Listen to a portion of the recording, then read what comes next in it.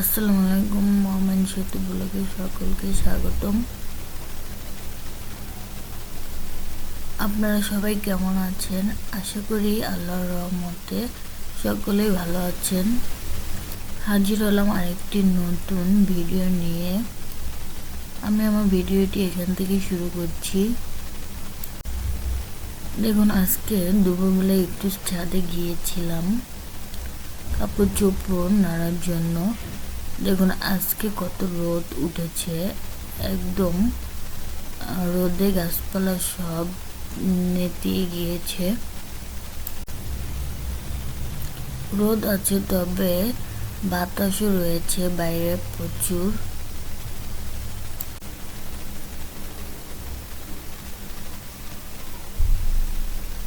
এখানে অনেকে রোদে বালিশ গরম করতে দিয়েছে।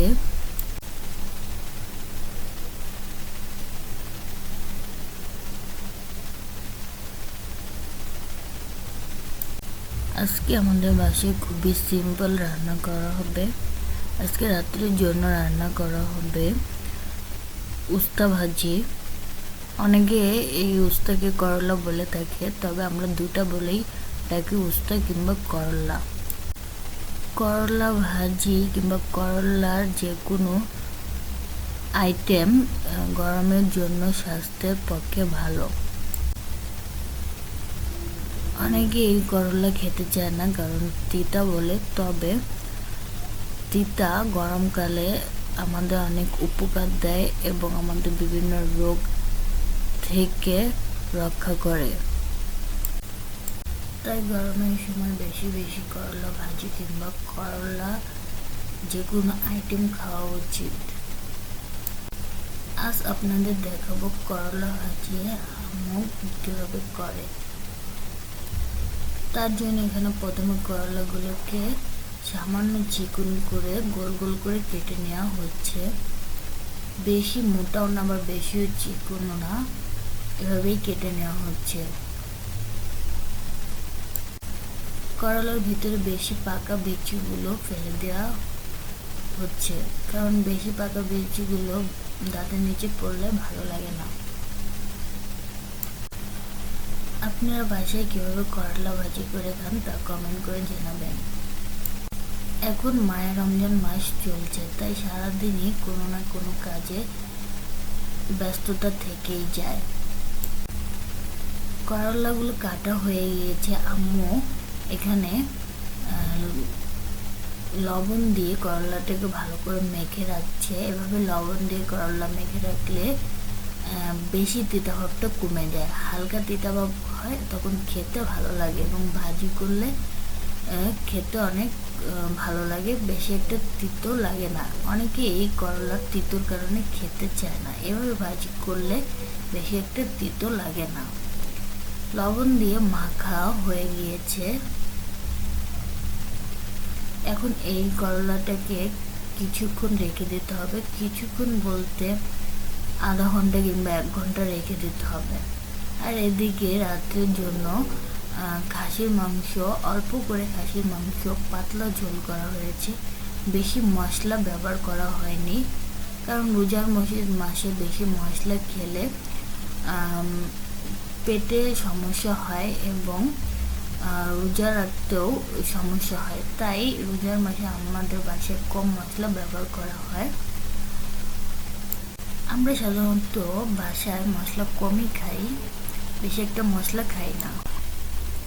এদিকে করলা ভাজিটা চড়িয়ে দেওয়া হয়েছে চুলায়। কিছুক্ষণ লবণ দিয়ে মেখে রাখার পরে তারপরে সবুজ রঙের পানিটা ফেলে দিয়ে করলাগুলোকে ধুয়ে নিয়ে নেওয়া হয়েছে। তারপরে পেঁয়াজ মরিচ দিয়ে চড়িয়ে দেওয়া হচ্ছে। এর ভিতরে পরিমাণ মতো লবণ দিয়ে দেওয়া হলো।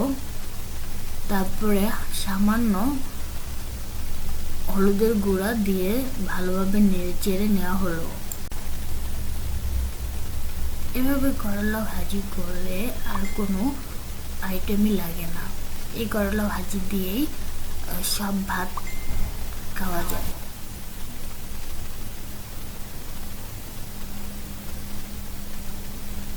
আমার তো এরকম করলা ভাজি খেতে খুব ভালো লাগে।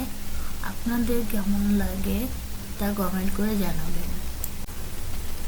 করলা ভাজিটা প্রায় বসিয়ে দেওয়া হচ্ছে চুলা। এভাবে আস্তে আস্তে ভাজা ভাজা করে নিতে হবে, তারপর নামিয়ে ফেলতে হবে। দিকে ইফতারি তৈরি করা কমপ্লিট হয়ে গিয়েছে। আজকে বেশি ইফতারি তৈরি করা হয়নি, 2টা আইটেম তৈরি করা হয়েছে, আলুর চপ আর বড়া। প্রতিদিন তেমন একটি ইফতারি খেতে ভালো লাগে না, তাই আজকে কমই তৈরি করা হয়েছে। আর এখানে ইফতারির জন্য একটা পাকা পেঁপে কাটা হচ্ছে। পাকা পেঁপে ইফতারির সময় খেলে রোজা ভেঙে, তাহলে পেট ঠান্ডা থাকে। পাকা পেঁপে বেশ ঠান্ডা জাতীয় ফল। ইফতারিতে ভাজা পোড়া মানে তেল জাতীয় আইটেম কম রেখে ফল জাতীয় আইটেম রাখলে স্বাস্থ্যের পক্ষে ভালো। সারাদিন রোজা রেখে তেল জাতীয় খাদ্য পরিহার করা উচিত। ফল জাতীয় খাদ্য খেলে স্বাস্থ্য ভালো থাকে। এই পাকা পেঁপেটা বেশ পেকে গিয়েছে। বাসায় আনা হলো বেশ 2 দিন রেখে দিয়েছিলাম। আজকে দেখি একটু বেশি পেকে গিয়েছে, তাই আম্মু ভাবলো ইফতারিতে এই পাকা পেঁপেটা কাটা জন্য।